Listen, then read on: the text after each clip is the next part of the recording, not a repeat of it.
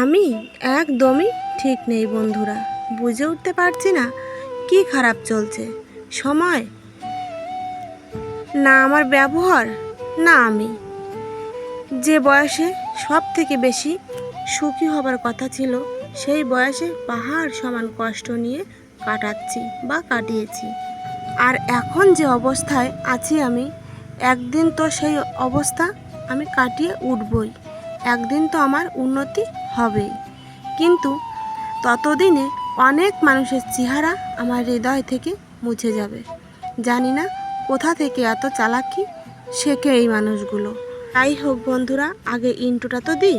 শুভ সকাল আমার প্রিয় বন্ধুরা, কেমন আছো সবাই? আশা করি যে যেখান থেকে আমার ভিডিও দেখছো সবাই খুব ভালো আছো, আর আমিও কিন্তু বেশ ভালোই আছি। সকালবেলা দেখো রান্না বাড়া সব কিছু কমপ্লিট করে নিয়েছি, আর এখন চা নিয়ে বসে পড়েছি চা খেতে। আর এখন বাজে 8:37, আর এদিকে রোহিত রোহন বই পড়ছে, আর এদিকে চা করে নিয়ে আমি চা খেতে বসে পড়েছি। আর মাকেও দিয়ে দেব চা। ওনাকে ডাকলাম, উনি এখনও পর্যন্ত আসেনি। মুখটা ধুয়ে এসে উনিও চা খেয়ে নেবে। আর এই যে সকাল সকাল লাল চা করে নিয়েছি, কিন্তু চাটা না আজকে একটু কম আছে ফুটতে, কারণ গ্যাসটা শেষ হয়ে যায় চা করার সময়। আর এই যে বিস্কুট নিয়ে বসে পড়েছি, এখান থেকে কিছু খাবো আর রেখে দেব। চলো তাহলে ভিডিওটা এখন থেকে শুরু করি। আমি সুপ্রিয়া আসলাম একটা নতুন ভিডিও নিয়ে। তোমরা আমার সঙ্গে থাকো আর পুরো ভিডিওটা জুড়ে থেকো। আশা করি তোমাদের একটু হলেও ভালো লাগবে। আর আজকে কিন্তু সোমবার। চলো তাহলে ভিডিওটা এখান থেকেই শুরু করে দিই। অনেক কাজকর্ম পড়ে আছে, চা খাবো আর কি কি রান্না বান্না করলাম সেগুলোও তোমাদের পরে দেখাবো। আবার তোমাদের সঙ্গে সেই কথাগুলোতে ফিরে আসি। জানি না কোথা থেকে এই চালাকি এই মানুষগুলো শেখে। সাথেও থাকে আবার হিংসাও করে, সম্পর্ক বজায় রাখে আবার শত্রুতাও বজায় রাখে। তোমার সামনে এক রূপ আর পেছনে দেখবে অন্য রূপ।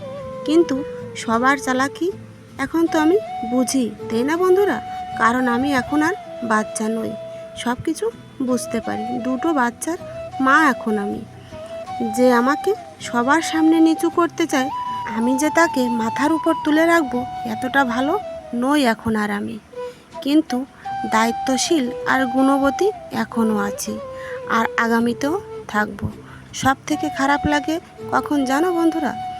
যে মুহূর্তটা সব থেকে আপনজন আমাকে বেশি কষ্ট দেয় আর চোখে জল চলে আসে, আর আমি হাসতে হাসতে বলি কিছুই হয়নি আমার, সব ঠিক আছে।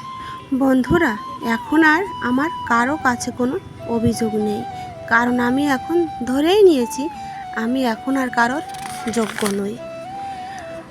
আর জীবনে ভালো থাকতে গেলে এই টিপসগুলো কিন্তু আমাকে ফলো করতে হবে। আমাকে নয়, শুধু তোমরাও ফলো করতে পারো, তাহলে দেখবে জীবনে অনেক হ্যাপি থাকবে।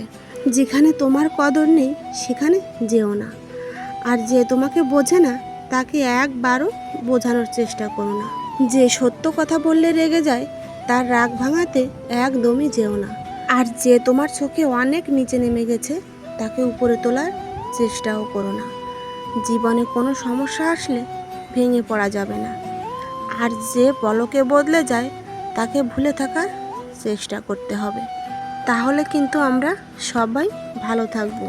এই টিপসগুলো মেনেই আমি এখন চলছি, আর বাকি জীবনটাও চলার চেষ্টা করব। অনেকেই ভাবছো দিদিভাইয়ের কি হয়েছে, তাই না? সবার মনটা সবসময় কিন্তু ঠিক থাকে না, তাই না বন্ধুরা?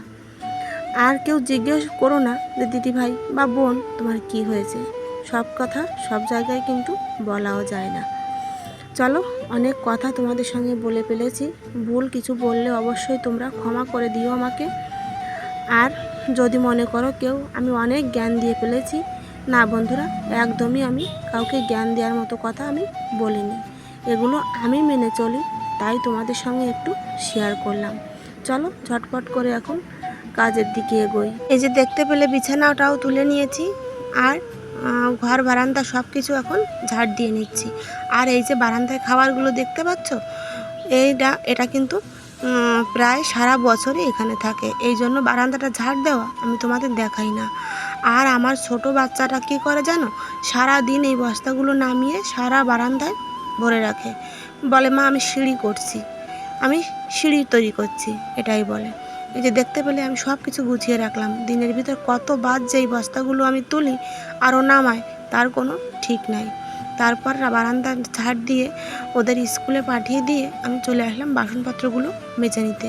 এখানে রান্নার পরে কিছু বাসন বেরিয়েছে আর রাতেরও কিছু বাসন ছিল, সব বাসনগুলো এখন মেজে ধুয়ে পরিষ্কার করে নেব। আর তারপরে কিন্তু আমি স্নান করে খাওয়া দাওয়া করব। চলো তাহলে বাসনগুলো একটু মেজে নিই।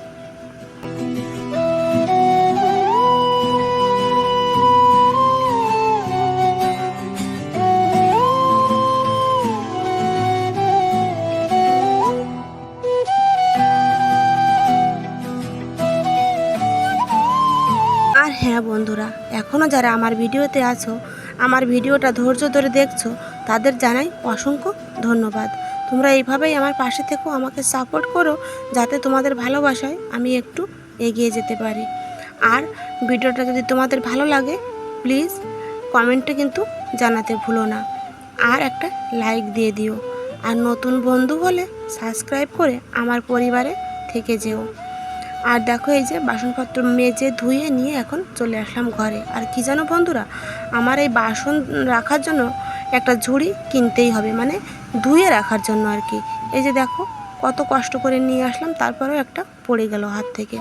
আর এখন আমি এই যে বাসনগুলো সাজিয়ে জায়গায় রেখে দেব। আর তারপর চলে যাব আমি স্নান করতে। আর হ্যাঁ বন্ধুরা, তোমরা কে কোথা থেকে আমার ভিডিও দেখছো প্লিজ আমাকে কমেন্ট করে জানিও। আমার তো জানতে ইচ্ছে করে, তাই না, যে আমার বন্ধুরা কত দূর দূরান্ত থেকে আমার ভিডিও দেখে। খুব জানতে ইচ্ছে করে যে তোমরা কোন জায়গা থেকে কে আমার ভিডিও দেখছো, প্লিজ আমাকে কমেন্টে জানিও। তারপর দেখো এই যে সব কিছু গুছিয়ে রেখে দিই। ও সরি, তোমাদের বলতে একটু ভুল হয়ে গেছে আমার। এই যে বাচ্চা কাচ্চারা এখনই স্কুলে যাবে, আমাকে ডাকছে মা আমাকে জামাটা পরিয়ে দিয়ে যাও, নিজে নিজে পড়তে পারছে না, এখনই ওদের স্কুলে পাঠিয়ে দেবো। আমি আগে বলেছিলাম যে ওরা স্কুলে চলে গেছে, আমি একদমই ভুলে গিয়েছিলাম বন্ধুরা। তারপর দেখো ওকে জামা পরিয়ে স্কুলে পাঠিয়ে দিয়ে তারপর এই যে স্নান করে নিয়েছি। আর এই যে এখন খাওয়া দাওয়া করে নেব। আর কি রান্না করেছি তোমাদের তো দেখাইনি, চলো একটু দেখিয়ে দিই। এই যে ঝিঙা আলু দিয়ে কাতলা মাছের একটা ঝোল, আর এই যে আলু ভাজি। আর আমার বরের থালাতেই কিন্তু আমি খেতে বসেছি, ও অল্প একটু ভাত খেয়ে চলে গেছে, আর বেগুন সিদ্ধও কিন্তু আছে। তারপর দেখো চলে এসেছি একদম বিকেলবেলা, আর কোনো ভিডিও করিনি, শরীরটাও ঠিক ছিল না আর মনটাও ঠিক ছিল না। রাতের রান্নাটাও তোমাদের সঙ্গে শেয়ার করিনি, কি রান্না করেছি সেটাই এখন তোমাদের একটু দেখিয়ে দেব। এই যে বিচি কলা দিয়ে কাতলা মাছ দিয়ে একটা তরকারি। কাতলা মাছ যতক্ষণ থাকবে শুধু এই মাছটাই দেখতে পাবে, যখন ফুরিয়ে যাবে তখন আবারও অন্য মাছ নিয়ে আসবে, তখন 2-3 দিন পর্যন্ত আবার ওই মাছই খাওয়া হবে।